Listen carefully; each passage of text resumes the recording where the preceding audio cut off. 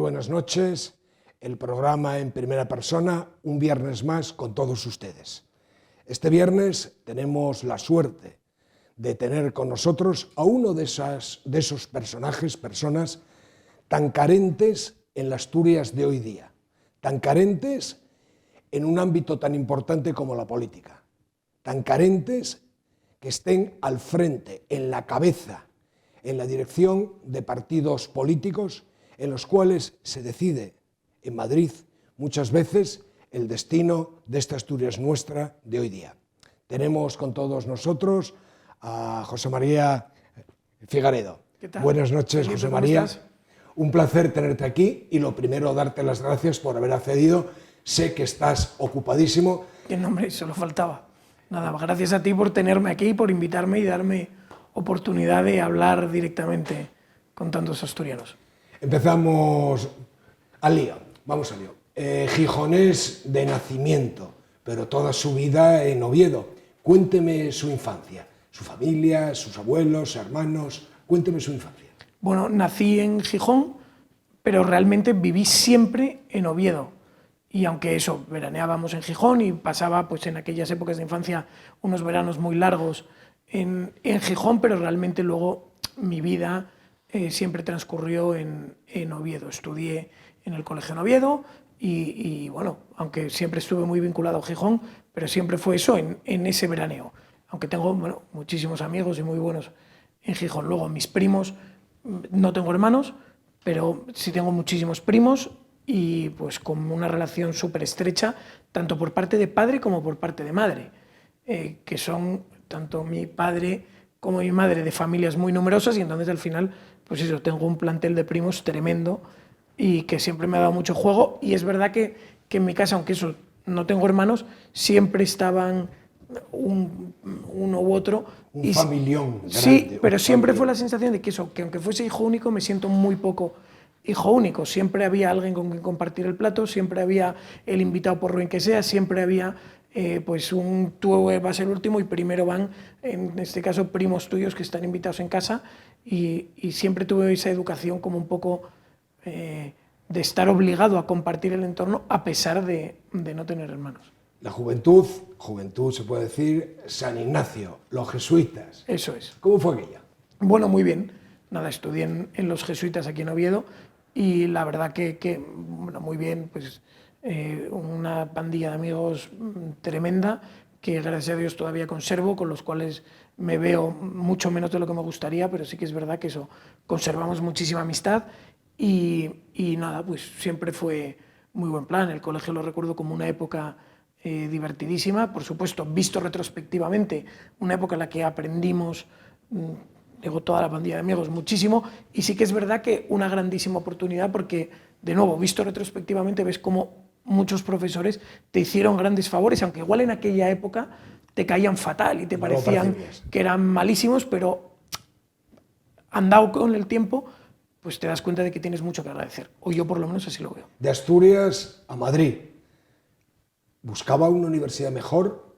Bueno, o quizás independizarse del ámbito familiar. Ni muchísimo menos. De hecho, mi idea hubiera sido estudiar económicas aquí en Oviedo. En principio, geografía e historia quería estudiar, pero de eso me sacaron la idea de la cabeza mis padres y entonces estaba ya en estudiar económicas aquí en Oviedo. Pero uno de los curas del colegio le comió la cabeza a mi madre y le convenció de que había una universidad en Madrid, de los jesuitas también, a la que era muy bueno que yo fuese y que debería intentar acceder si me cogían, porque luego había un examen, y entonces por eso fui a la Universidad de Comillas, a los jesuitas en Madrid. Colegio Mayor Elías Aúja, ¿le supuso menos libertad y más disciplina? ¿Mantiene todavía amigos y compañeros de esa época? Muchísimos, y vamos, del Colegio Mayor, de la época universitaria, que viví en el Colegio Mayor durante 3 años, mantengo un grupo de amigos también excelente, tanto de la universidad como los del Colegio Mayor, y el Colegio Mayor también, eso lo recuerdo como una época buenísima. En el Colegio Mayor te exigían entregar las notas de la universidad, te apretaban un poco, o sea, no era... Entonces exigía una cierta vinculación, también había muchas actividades, porque el Colegio Mayor se más o menos que se autogestiona. O sea, lo que es el teatro, por ejemplo, que tenía un teatro importante por el cual han pasado figuras históricas de los años 70, 80. Bueno, pues este teatro se autogestiona por alumnos residentes del Colegio Mayor. Los equipos de deportes también. Todo se autogestiona por los colegiales. Y lo recuerdo como una época buenísima en la que aprender en muchos aspectos y la verdad que muy interesante. Y grandes amigos también. En aquella época ya le gustaban más las letras que los números. ¿Por qué Derecho? Bueno, estudié Derecho y ADE, que en aquella época... sexto en Estados Unidos. En aquella época era la licenciatura. Entonces, si la licenciatura de Derecho eran 5 años, esto era un programa que eran la licenciatura en Derecho y en ADE. 5 años de Derecho, entre los cuales se intercalaban asignaturas de ADE, y en el sexto año eran ya solo asignaturas de ADE. En quinto te licenciabas de Derecho y en sexto era solo ADE. Y yo en origen era mucho más, o estaba mucho más centrado en las asignaturas de ADE. Y sin embargo, en quinto de carrera, con las primeras prácticas que hice, un abogado litigador con el cual trabajé me encandiló. Vi cómo actuaba en sala, vi lo que era el pleito en sala, la actuación ante el juez, y llegué a la conclusión de que eso es lo que a mí me divertía y que eso es lo que yo quería hacer. Y pasé de querer dedicarme más a la parte de ADE a querer dedicarme a la parte más de Derecho. Y eso, y fui a hacer sexto en un intercambio en Estados Unidos, a la Universidad de Carolina del Norte. ¿Ya intuí en aquella época que su vida iba a ser un continuo viaje? Bueno, a ver, nunca me dio pereza moverme de sitio, aunque siempre fue muy casero. Es decir, no es que tuviese gran afición por viajar, pero si tenía que viajar y moverme de sitio no me daba ninguna pereza, y además siempre me encontré muy bien allí donde estuve. Es decir, el tiempo que estuve en Carolina del Norte, que es un mundo totalmente distinto a este, pues me encontré fenomenal y me lo pasé muy bien, y de nuevo hice también allí grandes amigos. El tiempo que estuve en Madrid también me adapté muy bien, es decir, que el movimiento nunca me espantó y nunca iba me... con usted. Y nunca me generó zozobra, que hay gente que tiene resistencia a ello y yo no. Yo, pues oye, si me toca moverme de sitio me muevo y no hay ningún problema. Termina, comienza a trabajar en un bufete de abogados, Gonzalo de Bueno, asociados. Bueno, mi primer trabajo realmente fue aquí en Oviedo. Según terminé la carrera empecé a trabajar en un bufete, en un despacho de abogados nacional, pero me dijeron, vaya, es que solo hay plaza en Oviedo. Y dije yo, joder, no os habéis leído el currículum porque yo soy de Oviedo. Y entonces me vine aquí a trabajar y mi primer trabajo, que estuve desde, pues serían 10 meses o 9 meses, fue aquí en Oviedo. Me salió luego una oportunidad en un despacho que en aquel momento me parecía más interesante en Madrid. En ese despacho estuve muy poquito tiempo porque me pareció bastante aburrido y ahí empecé como dice usted, González Bueno. ¿Empezaba ya el dilema abogacía o política o fue después? Nunca existió ese dilema porque la política era como algo... o sea, nunca pareció que fuese a ser algo como lo que es, o sea, que me exigiese la dedicación que tenía ahora. Yo simplemente estoy en el año 2013, trabajo en un despacho haciendo arbitrajes internacionales, era una cosa que me apasionaba, la verdad, me tocaba viajar mucho, muy divertido, gente que te ponía siempre al límite, normalmente más listos que tú, con los que te tocaba litigar, discutir, y era muy divertido. Pero lo que yo veía es que en España la situación política estaba fatal. Era la época de Artur Mas en Cataluña, el separatismo catalán, aquello estaba incendiado y estaba escalando. O sea, la época post-Puyol, que parecía que... Y yo veía que ahí había que hacer algo. Y en aquel momento es cuando Santiago Abascal, al que yo escuchaba en la radio y le seguía, pues bueno, pues eso, como al final ya joven trabajador, pero típico en los periódicos, salía y tal. Y cuando dice que monta un partido político, ahí es donde yo digo, a este tío hay que seguirle. ¿Y por qué Vox? En pocas palabras. Por eso, porque era el único que presentaba una alternativa a la porquería que había. Todos los demás, en mi cabeza de aquel momento, y lo mantengo a día de hoy, son cómplices de la situación. Todos los demás partidos que había en el menú político eran al final cómplices de la situación del separatismo. Todos habían ido engordando al separatismo, ninguno había sido capaz de defender a España y de repente aparecía una alternativa. Usted alterna militancia Asturias-Madrid, su primer compromiso con Javier Ortega Smith y Rocío Monasterio, Ayuntamiento de Madrid. En el 15. ¿Cómo fue aquí? Bueno, todo eso empieza porque en el en el despacho en el que yo trabajaba, además de arbitraje internacional, había otra pata, aunque no era mi dedicación principal, hacían agencia de marcas. Entonces, cuando Vox arranca, yo me presento allí y digo, oye, yo soy abogado, bueno, puedo echar una mano. No tengo dinero, no puedo apoyaros más que si de repente necesitáis cualquier cosa de marcas o de litigios, pues yo os echo un cable. Y en aquel momento hubo un pleito por la marca de Vox, con los diccionarios Vox. Sí, efectivamente. Y hubo un pleito porque los diccionarios Vox se opusieron al registro de la marca Vox. Y entonces, claro, ese fue mi primer negociado con Vox. Primer escalón ahí. Claro, y entonces después de aquello vino la redacción de los estatutos de Vox, porque no tenía estatutos, más que no me acuerdo de cómo se llamaba, un acta fundacional, no sé cómo, tal. A partir de ahí vino la redacción de los estatutos, luego el comité de garantías, luego no sé qué, y todo aquello fue muy poco tiempo. Y en aquel momento, pues eso, Javier montó la candidatura al Ayuntamiento de Madrid y como yo vivía en Madrid, para echar un cable con aquella campaña fue donde me puse a colaborar. Vox apuesta en un determinado momento por los baby boom. Juventud, inexperiencia. ¿Es una virtud o puede convertirse también en un defecto? Bueno, yo creo que depende de cada persona. Al final es lo de siempre. Creo que hay gente con mucha edad que es válida, gente con mucha edad que no es válida, gente muy joven que es brillante, válida y que puede colaborar, gente muy joven que está dispuesta y que tiene ganas y gente muy joven que no es conveniente que colabore. Yo creo que como en botica pues hay de todo y en este caso lo que creo es que Vox está apostando por, ¿cómo decirlo?, la gente que lucha por España y que lucha por la España del futuro. Es llamativo que en un partido como Vox haya una proporción tan alta de gente joven dispuesta a sacrificar mucho porque es el futuro.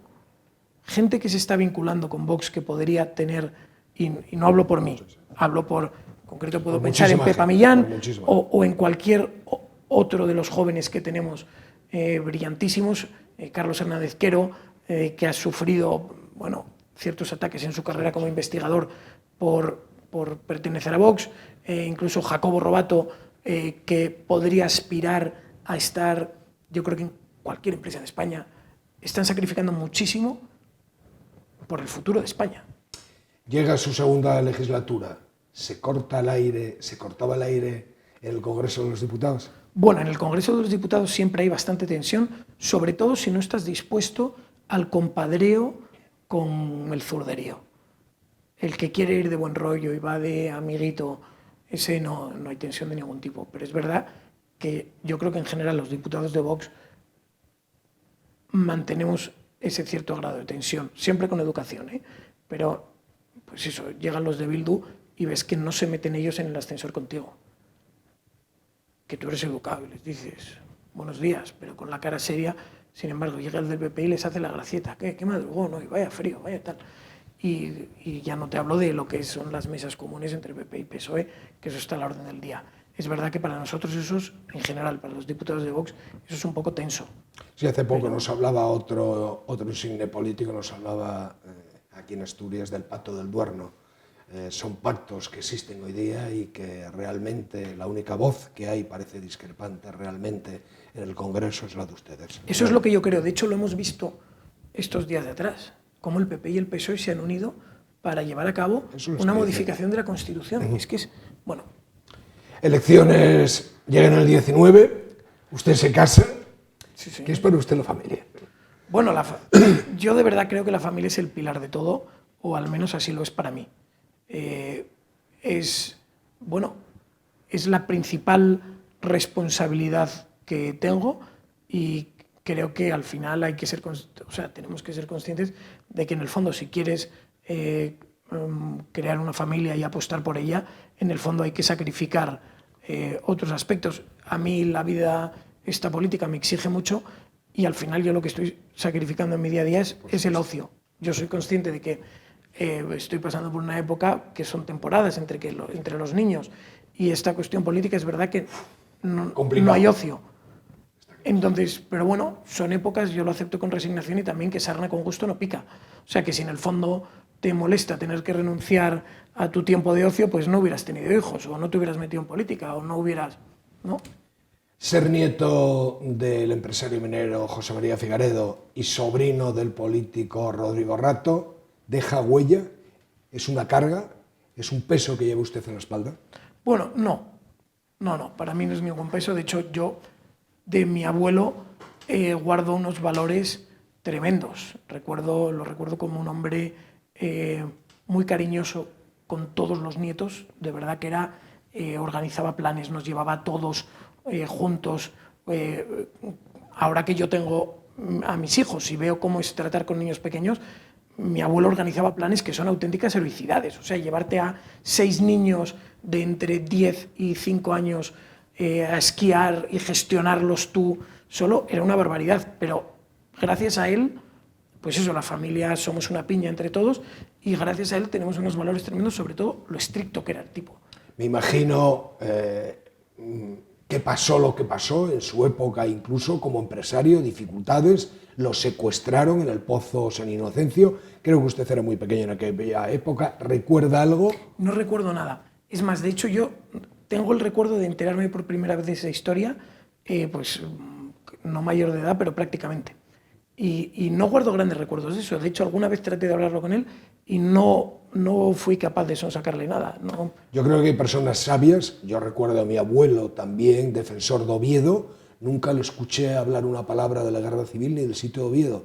Quizás hechos importantes como esos tratan de pasarlos y transmitir lo positivo a las generaciones sucesivas y lo que han pasado tragárselo ellos. Esa es la sensación que tengo yo. De hecho, mis tíos me contaban que cuando hubo una sentencia que parece ser que condenaron a las personas culpables del secuestro, que él renunció a la ejecución de la sentencia. Sí, eso me consta. No sé muy bien el detalle, pero como que más o menos que él borró aquello de su cabeza y que no... Y sobre todo trataban de no transmitir ni odio ni venganza, que era una de las cosas fundamentales. Nunca jamás tuve sensaciones de él en ese sentido, jamás. ¿Usted es hombre de ciudad o de medio rural, de interior o de costa? Bueno, es una pregunta muy difícil, pero porque lo soy de todo, hombre, porque, a ver, pues la costa en verano está fenomenal, pero también el interior está muy bien, el medio rural, tristemente yo no me he criado en el medio rural ni tengo una relación, pero sí que es verdad que aprecio y veo, porque muy desde pequeño sí que me acuerdo, con mi padre he ido muchísimo al monte y cuando, vamos, todas las veces que fuimos allí, él tenía muchísimos amigos esparcidos por toda la geografía asturiana y sí que percibo el valor del campo, percibo el valor de nuestro campo, de lo rural, percibo el valor de, bueno, las pequeñas explotaciones en todos los aspectos y percibo el valor o por el contrario, la pérdida de que esto esté desapareciendo hoy en día. Lo que pasa es que nuestra Asturias además tiene esa enorme virtud de costa, interior, medio rural, ciudad. Están tan cercanas, tan próximas, que pegamos un salto y estamos de una a otra. Así es, así es. ¿Qué opina del 11M? Otro salto inmenso. Bueno, creo que... ¿Se acuerdan de un accidente ferroviario que hubo hace poco en Orense? Sí. Que descarriló un tren. Y entonces, para liberar la vía del tren, apartaron el tren y lo echaron un poco a una cuneta que había allí. Sí, efectivamente. Bueno, ese tren estuvo en la cuneta 1 año y medio. ¿Vale? Los trenes del 11M en los que explotaron las bombas estuvieron en el depósito de la Policía Nacional 24 horas. A las 24 horas fueron destruidos. Da que pensar, ¿no? Mucho. Algunos partidos políticos vascos y catalanes tienen como objetivo la independencia de sus territorios. ¿Es un peligro poner la gobernabilidad de España en manos de quien quiere acabar con la nación y no acatar el orden constitucional? Es que hay un problema, Felipe, previo. La Constitución dice España se fundamenta en la unidad indisoluble de la nación. La unidad indisoluble de la nación lo recoge el artículo 1 de la Constitución y lo recoge explícitamente como un presupuesto anterior a la propia Constitución. Entonces, que un partido busque la disolución de España no es que tenga discrepancias con nuestra Constitución, es que ataca el fundamento, el germen, el pilar esencial de la Constitución y que es además superior a la propia Constitución. Entonces, es como fundamentar tu salud en la viruela. Es que no puede hacerse.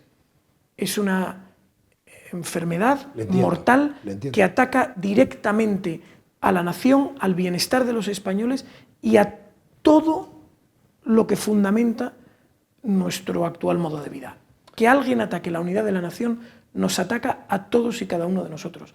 Y por lo tanto no se puede permitir que en el tablero político actúen con legalidad y normalidad partidos separatistas cuyo objetivo es la destrucción de lo fundamental.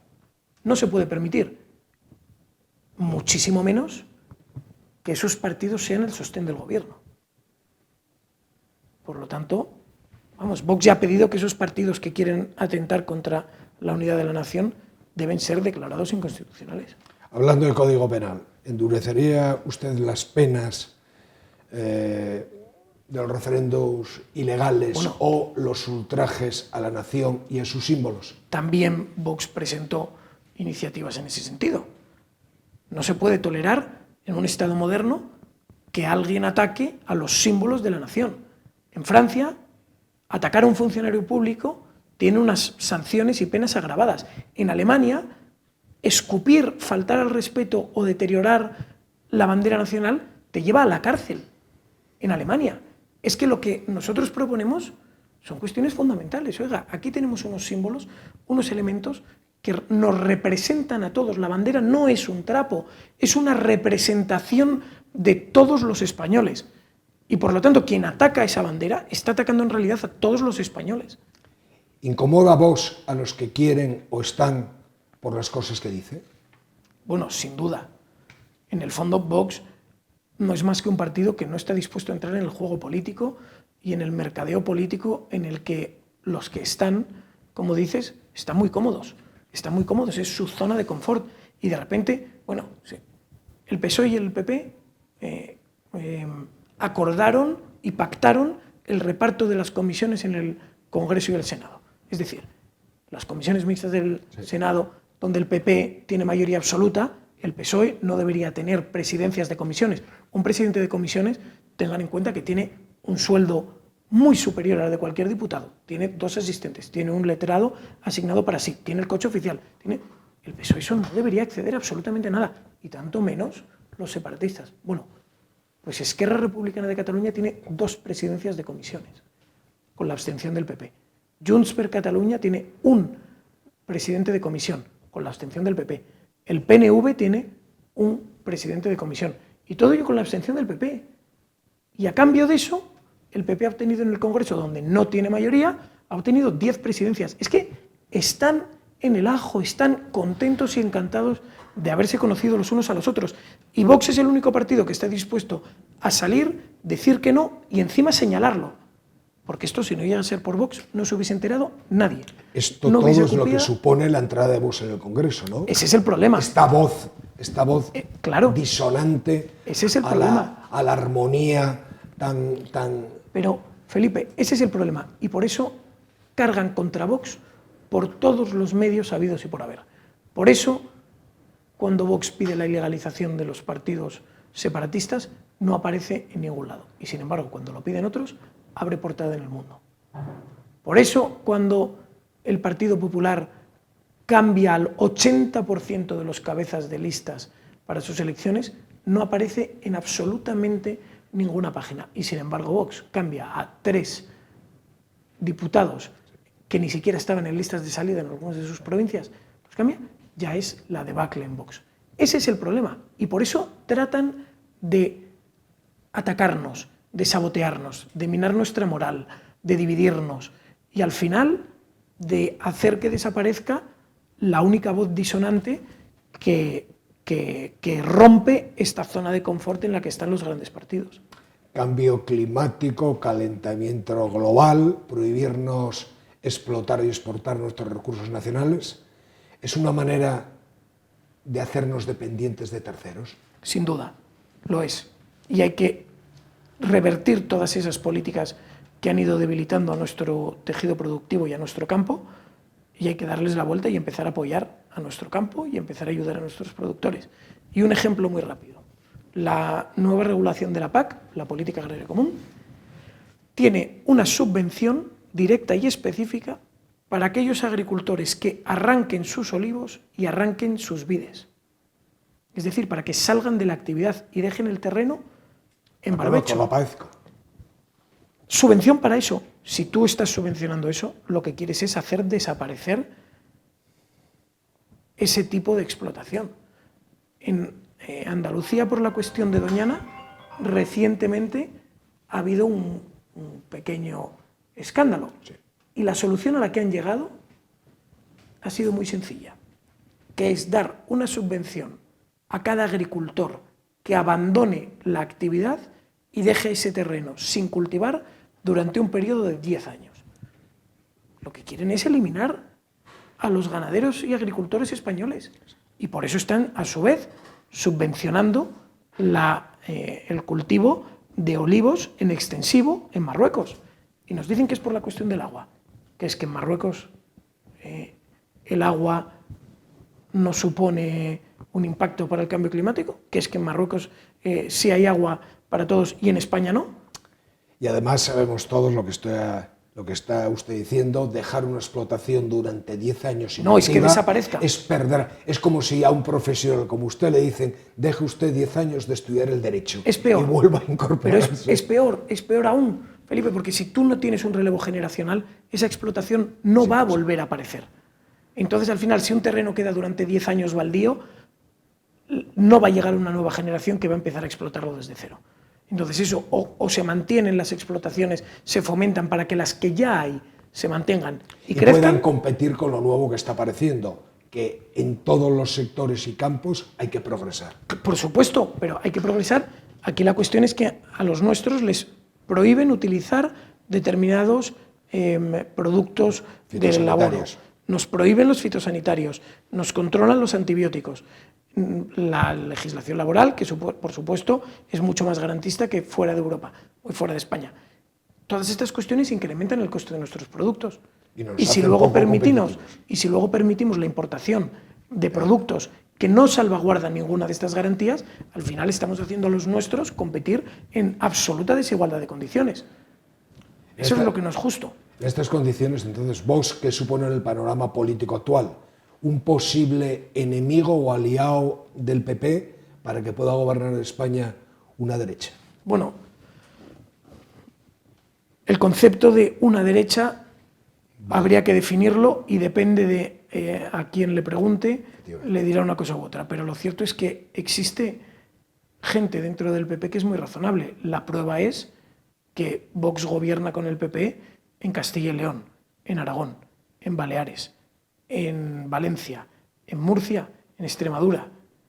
Y estamos aplicando políticas que son de absoluto sentido común. Estamos facilitando la vida a nuestros agricultores, permitiéndoles, por ejemplo, en Castilla y León, en Valencia y en Aragón, políticas directas para el acceso al agua de los agricultores.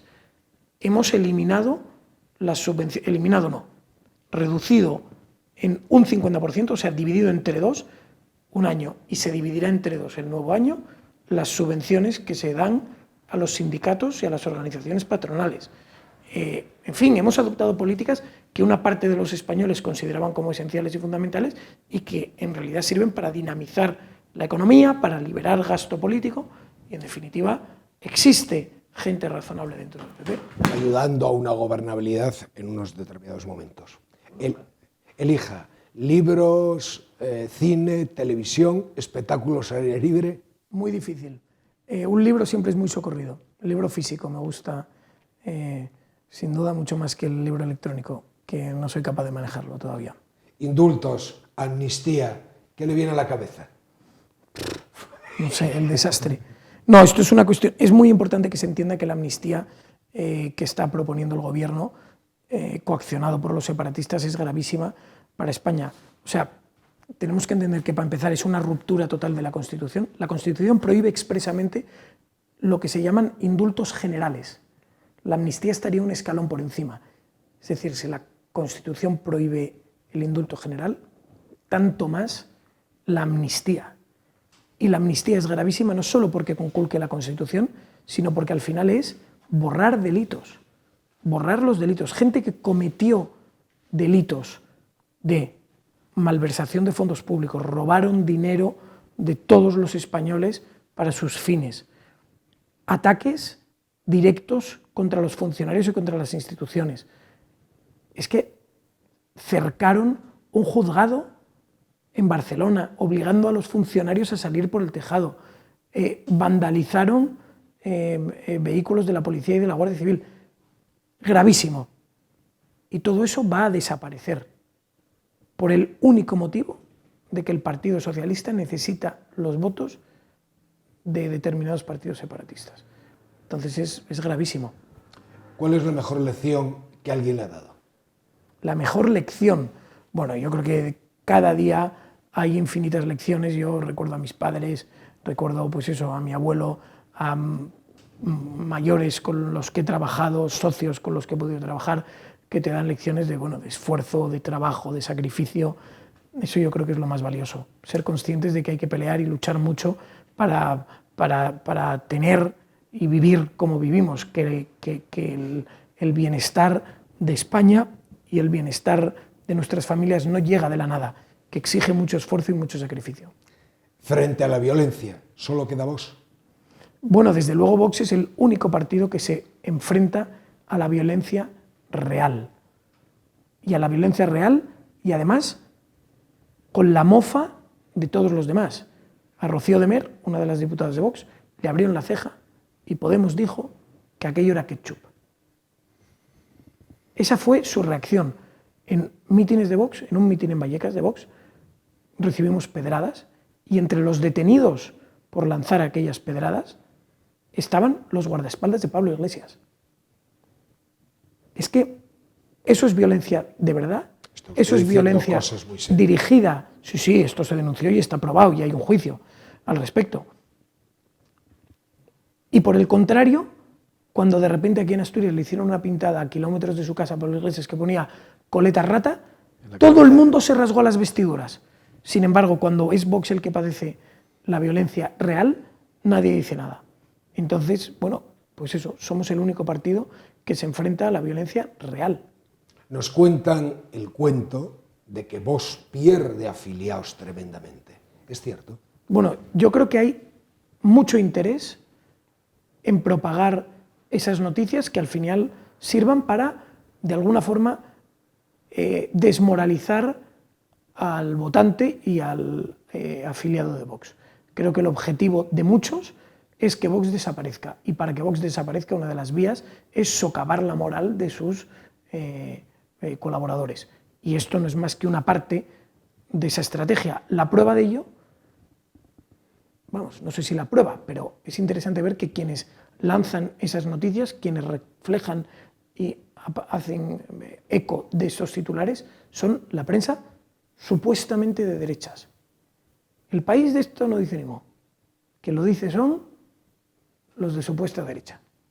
Y el objetivo no es más que eso, tratar de limar a Vox, ir laminándolo y ir poco a poco, pues eso, desmoralizando sus votantes. Ya que estamos metidos en estos berenjenales, analíceme los últimos resultados de Vox en las nacionales. Bueno, yo creo que... Como análisis global. No, como análisis global es que se repite mucho, ¿no? Vox ha bajado, Vox ha... Bueno, Vox, y no tanto Vox, sino las ideas que Vox representa, nunca en la historia habían estado tan representadas.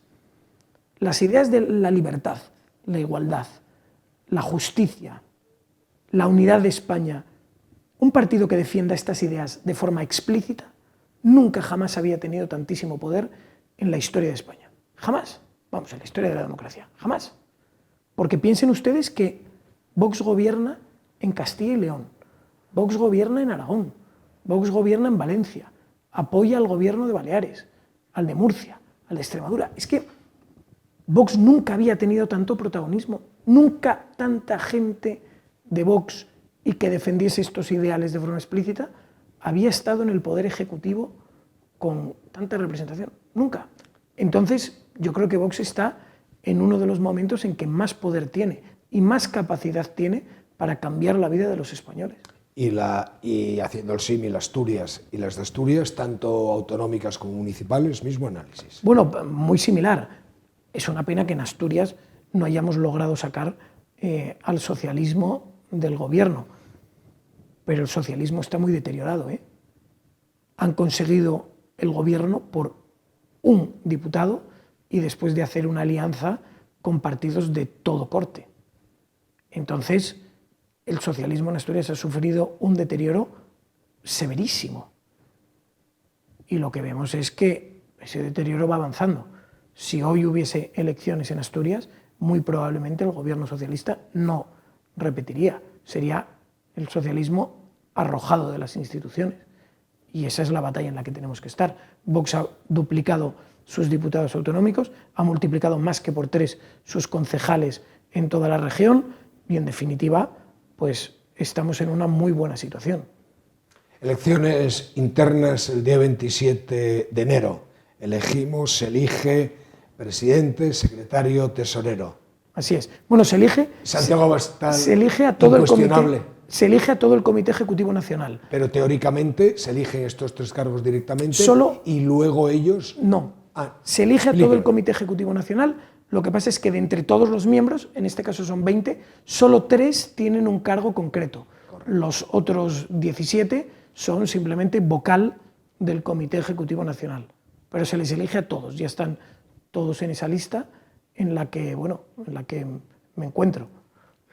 Me ha metido ahí Santiago Abascal, un lío más, pero bueno. Lo que estábamos diciendo al principio de mi presentación, para Asturias siempre es importante tener en cualquier partido político cargos importantes al frente y en los órganos de dirección. Y creo que hoy en Asturias estamos totalmente carentes de ello. En otros partidos, precisamente, y estamos pasando una de las peores épocas, precisamente, y donde en el Parlamento, en el Congreso de los Diputados, la voz que quizá más se le escuche es la suya dentro del panorama que tenemos hoy de nuestros representantes políticos. Bueno, eso, aunque tradicionalmente creo que ha sido así, yo creo que es una cuestión más espiritual, casi más de sentimiento que material. Porque lo cierto es que para Asturias lo que es bueno, o sea, lo que es bueno para España normalmente es bueno para Asturias. Y pensémoslo, ahora la condonación de esos 15.000 millones de deuda para Cataluña es mala para toda España. Pero es que esos 15.000 millones creo que son 3 veces el presupuesto que se gasta Asturias en sanidad. 3 veces. O sea, para Asturias es nefasto, diga lo que diga Barbón. Pero es que para toda España es malo. Entonces, que se haya completado la variante de Pajares y que por fin llegue un tren de alta velocidad. Media velocidad. Bien, a Oviedo. Bien, ¿eso es bueno para Asturias? Pues hombre, es mejor que no tenerlo. Pero es que para España también es mejor que no tenerlo. Aunque llegue con 20 años de demora. Bien, pero bueno. Nunca es tarde si la dicha es buena. Entonces, ¿es bueno para Asturias? Sí, pero es que también es bueno para España. ¿Sería bueno para Asturias que se cerrase de una vez y se iniciase la inversión y se concluyese en el corredor atlántico? Sin duda lo sería, buenísimo para Asturias, pero es que también lo sería para España. Por lo tanto, lo que necesita Asturias y España son gobernantes leales para con la nación, que busquen de verdad el bien para toda la nación, porque una nación, una España bien vertebrada, una España bien encajada y engranada, unas regiones con las otras, en las que se aprovechen las fortalezas de las unas y se complementen con las de las otras, esa España es buena para todos. Y eso es lo que tenemos que conseguir. Y lo que tenemos que hacer, al contrario, es salir del barrer solo para tu terruño. Es decir, para Sevilla, que Badajoz no tenga una conexión ferroviaria decente es malo. Para Sevilla sería bueno que esa conexión existiera. Y para Asturias también. Por lo tanto, lo que hacen falta son gobernantes que piensen en la nación y que sirvan a la nación y a los españoles con lealtad. Un libro. Complicado, complicadísimo. Complicado. Y luego le voy a preguntar un lugar. Un libro igual muy de bueno. complicado, ya se lo digo por adelante. Un libro. Un libro muy bueno. Las aventuras de Shanti Andía, de Pío Baroja. Muy bueno. Fenomenal. Un lugar. Un lugar... Taramundi, por ejemplo. Taramundi, aquí en Occidente Asturias. asturiana. Sí, señor. Muy buen sitio. Sitio precioso. Mira, y libro, libro, estoy pensando. Se me viene otro a la cabeza. La aldea perdida. Hombre. Buenísimo. Otro que además, asturiano. oye, un libro buenísimo que es recomendable que todo el mundo se lea, todo el que no se haya leído. Cuenta la historia de la Asturias preindustrial. Hoy en día estamos muy fastidiados con la reconversión del sector industrial que está desapareciendo, de la minería que desaparece, a qué hay después. Pues este es al contrario, de aquella Asturias inicialmente rural, cómo padeció y sufrió la transformación a la Asturias. En su pueblo de origen minera. están peleando por tener una casa representativa de él, por tener una biblioteca y no lo consiguen. No lo consiguen. Es complicado, eso es complicado. La aldea perdida, que lo apunte todo el mundo. 3 legislaturas ya de diputado nacional, secretario general del grupo parlamentario, presidente regional de Vox y hasta candidato ficticio en las últimas municipales de Gijón. ¿Con qué se queda? Bueno, ficticio no, real. Sí, real, pero bueno. El puesto digo ficticio por ir en la cola total y absoluta y simplemente sumar, querer sumar. Gijón. ¿Con qué se queda? Bueno, me quedo con que son todo líos.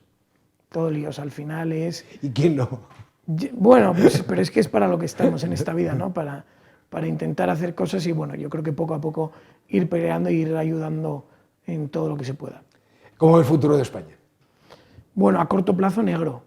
Está complicado, la verdad es que la España de hoy en día, pues eso, se le avecinan días duros. Pero a largo plazo soy muy optimista. Creo que España es un país muy sólido, creo que los españoles son unas gentes llenas de esperanza, súper trabajadoras. Creo que nos crecemos en la dificultad y de verdad creo que el futuro necesariamente tiene que ser brillante para España. Y creo que lo veremos. ¿Y el de Asturias? ¿El futuro de Asturias? Pues parecido. De verdad creo que Asturias tiene futuro. En esta pérdida total y absoluta de población, pérdida de actividad económica, tenemos que empezar, ¿cómo podemos recuperar esto en esta Asturias Felipe, nuestra? tenemos que empezar a hacer las cosas de manera diferente. Por eso le pregunto que llevamos 30 años votando socialismo. 30 años de gobiernos socialistas en España, en Asturias, que nos tienen hundidos. 30 años en los cuales los obreros cada vez son menos, los trabajadores de la minería cada vez son menos, un trabajador industrial cada vez tiene menos futuro, un agricultor, un ganadero en Asturias cada vez tiene menos futuro, quien viviese en la zona rural de Asturias cada vez tiene menos futuro. Es que el socialismo ha traicionado a todos los sectores a los que decía defender, a todos. Entonces tenemos que abandonar el socialismo, que nos tiene acaparados y aprisionados con una garra férrea y liberar a Asturias. Necesitamos dar libertad a los asturianos. Pues no solo hablo de una bajada fiscal impositiva, hablo de una reducción de la burocracia, hablo de una desregulación y una simplificación de los trámites, hablo de ayudas, no en el sentido directamente económico, sino colaborar, facilitar y impulsar y empujar la vida de nuestros ganaderos, de la industria, etcétera. Es que eso es en lo que tenemos que estar y no en las tonterías en las que está el gobierno socialista. ¿Quién ha dejado huella en su vida? Bueno, mis padres, sin duda. Muy fácil. ¿Qué le gustaría hacer, para terminar ya, qué le gustaría hacer que no haya hecho? Descansar y dormir. Descansar y dormir, pues me parece que lo va a tener muy complicado porque el futuro que le avecina y que auguramos precisamente no va a ser el de relajamiento y descanso. Pinta complicado. José María, muchísimas gracias, un placer haber departido contigo unos minutos, creo que los espectadores hayan pasado o puedan pasar un rato muy agradable escuchándole. Nada. Y le repito una vez más, muchísimas gracias por estar aquí. Muchísimas gracias a vosotros, Felipe, gracias. Y a todos ustedes, emplazarles un viernes más para el próximo viernes en este su programa de coloquio y entrevista en primera persona. Muy buenas noches.